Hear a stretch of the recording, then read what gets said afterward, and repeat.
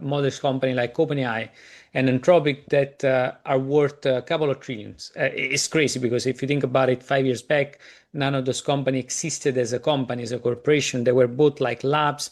They were still like, sure, figuring things out, becoming like more like businesses, but far from being like where they are today. And it's kind of crazy, especially if you look at the numbers of Anthropic, that some are projecting like 20, 30, 50 billions by the end of the year. And again, we know that demand exists. Then there is all buzz about, token maxing, the cost of token, whatever. We'll discuss this over the workshop. But again, the crazy thing is there is desire for those things to be integrated, especially in the enterprise context. That's the reality.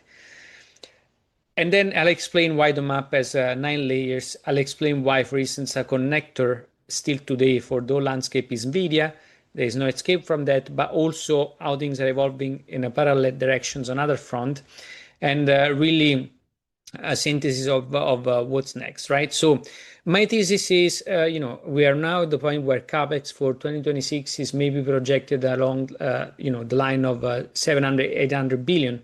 But, my thesis is that actually we might well pass over the $1 trillion because we are not seeing another 2-3 main players ramping up yet the capital expenditure, and those will be key players in the ecosystem. And I'm talking, for instance, about companies like Apple or like SpaceX, right? So once they will ramp out the capex in a way that is consistent to where we are in the landscape of AI, and also Microsoft is another one, we see the capex passing $1 trillion. That's where we're gonna get.